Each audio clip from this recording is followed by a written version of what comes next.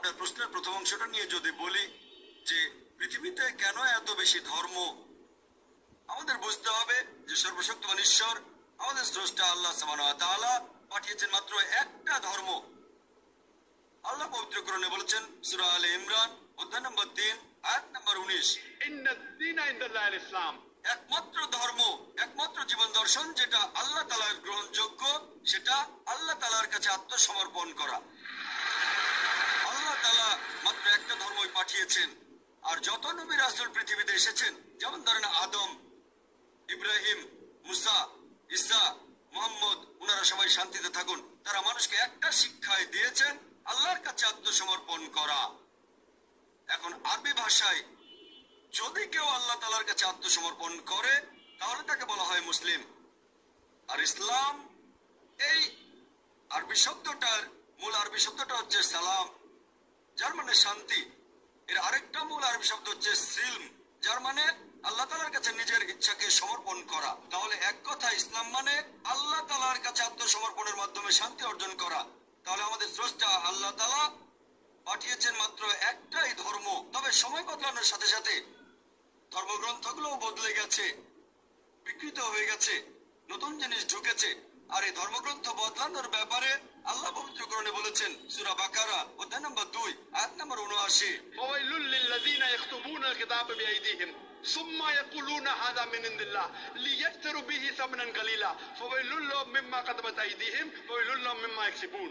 দুর্ভোগ তাদের যারা নিজ হাতে কিতাব রচনা করে আর বলে এটা আল্লাহর নিকট হতে। তারা এটা বলে তুচ্ছ মূল্য প্রাপ্তির জন্য, তাদের রচনার জন্য শাস্তি তাদের, যা উপার্জন করে সেজন্য শাস্তি তাদের। আল্লাহ তাআলা পাঠিয়েছেন অনেক আসমানি কিতাব, অনেক ইনস্ট্রাকশন ম্যানুয়াল। সময় বদলানোর সাথে সাথে এই ইনস্ট্রাকশন ম্যানুয়াল, আল্লাহর এই আসমানি কিতাব বদলে গেছে। যখন কোনো কিতাব বিকৃত হয়ে গেছে, আল্লাহ নতুন রাসূল পাঠিয়েছেন আর নতুন কিতাব। এইভাবে অনেক দিন চলেছে। তারপর আল্লাহ পাঠালেন সর্বশেষ ও চূড়ান্ত নবী মুহাম্মদ সাল্লাল্লাহু আলাইহি সাল্লামকে, আর সর্বশেষ ও চূড়ান্ত আসমানি কিতাব কোরআন নাজিল করলেন। এর আগে যেসব নবী রাসূল এসেছিলেন, আমাদের প্রিয় নবী মুহাম্মদ সাল্লাল্লাহু আলাইহি সাল্লাম বলেছেন যে আল্লাহ তাআলা এই পৃথিবীতে 1,24,000 নবী রাসূল পাঠিয়েছেন। পবিত্র কোরআনে মাত্র 25 জনের নাম বলা হয়েছে, অন্যদের নাম আমরা জানি না।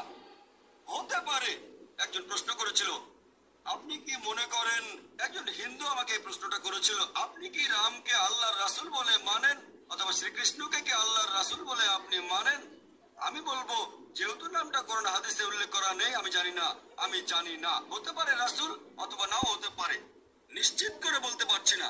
তবে এ কথাটা মানতে হবে যে সব নবী রাসূল এসেছেন নবী মুহাম্মদ সাল্লাল্লাহু আলাইহি ওয়াসাল্লামের আগে, তারা ছিলেন সেই সময় আর সেখানকার মানুষের জন্য। তাহলে রাম যদি আল্লাহ রাসূল হয়েও থাকেন, যদি কৃষ্ণ আল্লাহ রাসূল হয়েও থাকেন, তারা এসেছিলেন সেখানকার মানুষ আর সেই সময়ের জন্য। বর্তমানে পৃথিবীর সব মানুষ, তারা থাকতে পারে ভারতে অথবা আমেরিকায় বা সৌদি আরবে বা কানাডায় বা ইংল্যান্ডে, পৃথিবীর যে কোনো জায়গায় তারা মানবে সর্বশেষ ও চূড়ান্ত নবী মুহাম্মদ সাল্লাল্লাহু আলাইহি সাল্লামকে এবং সর্বশেষ ও চূড়ান্ত আসমানি কিতাব পবিত্র কোরআন।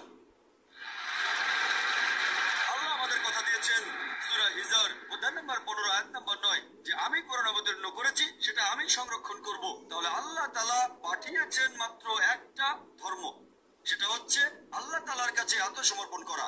ইসলাম মানে আল্লাহর কাছে আত্মসমর্পণ করার মাধ্যমে শান্তি অর্জন করা। আর